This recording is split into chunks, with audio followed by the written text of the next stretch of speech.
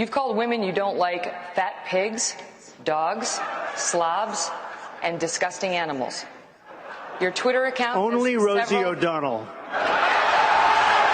it wasn't. It was too good. We had to play it again. And then just watching it back there again, Megyn Kelly's asking the question very professionally, right? Trying to. And then Donald's standing there and he just adjusts the microphone. He's just getting ready. Ever the showman there, Matthew. It was worth playing again on the show. I mean, I remember seeing this and thinking, this is how they're going to get him before she asked the question. I was thinking Megyn Kelly was there. I remember this distinctly thinking she's going to go after this stuff. And if she does, she's going to go down the misogyny track. And you remember, this was a different time. And that was killer. Like, I thought this was going to be very detrimental to Trump, just statistically. And what ended up happening is he took that. I mean, she had her saber ready. I mean, she was ready to just cut his head off. And he took that and gave this iconic line and got the audience, like a lot of the audience, laughing. And everyone remembered, he was a celebrity. He'd go back and forth and have beefs with people. And it was a classic Trump moment and shows how he was a winner. You can go back and watch classic Trump moments. The Apprentice is now going to be on Amazon Prime. They're bringing it back. Yes. So with all that in mind, we'll get to the question today that we posed on X with Rosie O'Donnell going to Ireland. I asked, which celebrity would you want to deport from the United States and where would you send them? And here are some of the best responses. Just in Case said that she's not really a celebrity, but send Joy Behar to Canada. I like that one. I mean, it's not far, and she's not a celebrity, and it's not really an upgrade. Easily done. We can easily do this. She could even come back to still do The View, I mean, she can just fly in. Habeas Corpus said I'd send Bill Gates to Little St. James Island. Again, sticking with a theme on this show. A lot of Epstein people out there. Oh, yeah. Well, I mean, Gates, he liked it, I assume. So why not keep him there? Why not make that island, Epstein Island, our own little Guantanamo for some of these cases? I think that'd be great. Keep waiting for the files. We keep waiting for them. Mark replied, all of them, and send them to North Korea. You know what? I'm not mad at that. I kind of like the spirit of that in that we have all, we're kind of celebritied out at this point in time, right? We don't care what they say anymore. Cancel culture is coming to an end. We're turning a corner. Yeah, I think you see this all over, and the attitude is an attitude that understands the vapid nature of these people. And that used to be kind of a right-leaning thing, right? To say, well, look, I don't want to know what an actor thinks about politics. But you see, people who don't pay attention now, they're sick of it because they've run the same narrative for so long and everyone is tired of it. And they've said the same things for so long that everyone's tired of it. So the power of celebrity is really at an all-time low. The power of the celebrity machine, of the institutions, the award ceremonies, it ain't doing so good. Well, with the time that we have left, I want to look back at this day in history. Where were you 5 years ago today?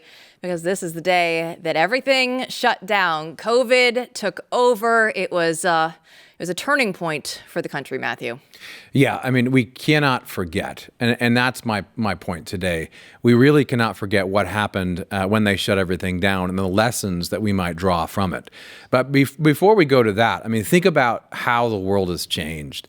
I had this thread on X. Its anniversary is tomorrow, and that was 5 years ago. Can you believe it? It's 5 years. 5 years. A long time. And yet it seems like just yesterday at the same time. It does. And I said then you can already see the outline of the effect on the coronavirus, exponentially increasing the red pilling of the general population in regard to several things: corrupt institutions, education, experts, punditry, authorities being wrong or incompetent, and normalizing. Really what it did is normalized populist policy. And I'll get what I mean by that with a list of things that I said then, 5 years ago. Education was the first one. You could see this happening even as the shutdown began. If we can get educated online, right, and get credit while we're at home, why should I go in? And also, what are we paying for? Think about all the parents. Here's the good side of the terrible things that happened. All the parents who began to see what their kids were learning and begin to question the value of education. So, the worth of educational institutions went down.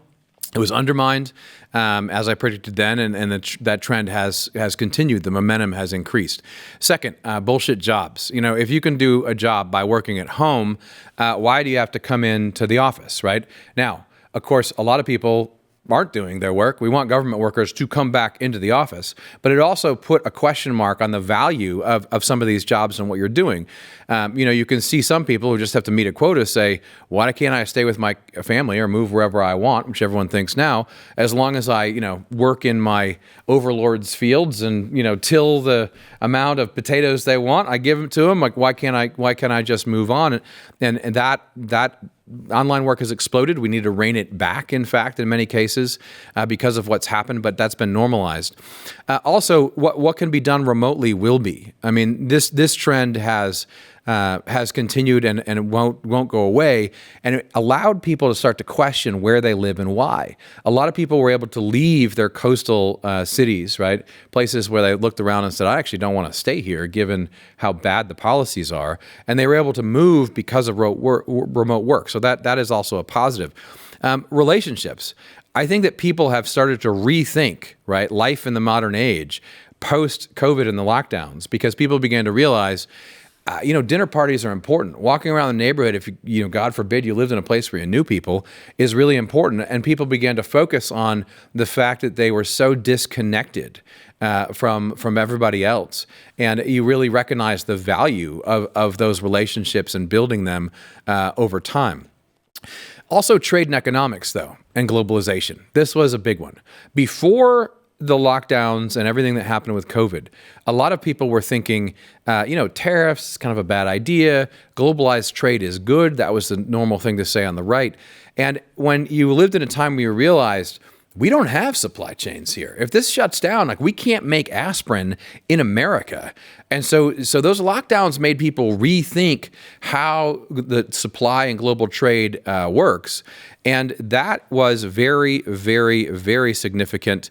We began to think about how, we can build walls. We should build walls, and who we should interact with and who we shouldn't. And then finally, a positive that came out of it, as I think, through Trump's leadership, is seeing China as a threat, realizing that China was, the actual location that Anthony Fauci was able and his friends were able to experiment on gain-of-function research and other dangerous things. And China was also responsible for allowing this and, to spread throughout the world. It was actually the location of a virus that, that spread throughout the world. And rethinking our trade with China comes along with that. I don't want to belabor those points. I could talk for hours about the changes. So these were all effects of the lockdown.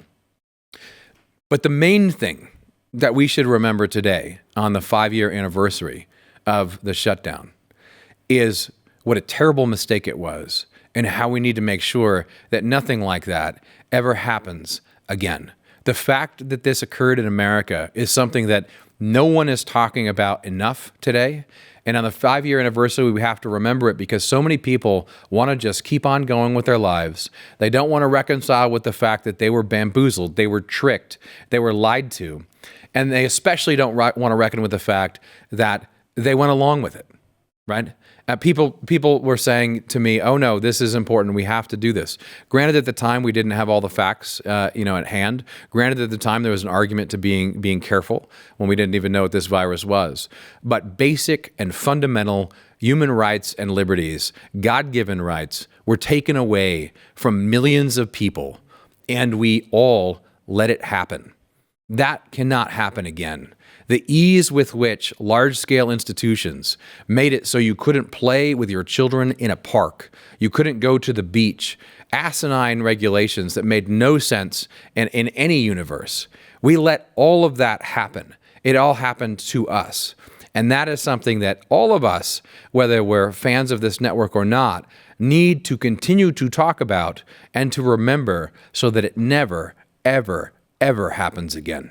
I remember I was in Las Vegas when this all happened. I was working a basketball tournament, a Pac-12 basketball tournament, and we went to bed one night And they were saying, oh, well, maybe it'll just be the family members only and the coaching staff, like essential personnel at the basketball games tomorrow, right? But it was a very weird dynamic where nobody really had any of these the information. Things were changing every single hour. We kept checking our email to see what was going on.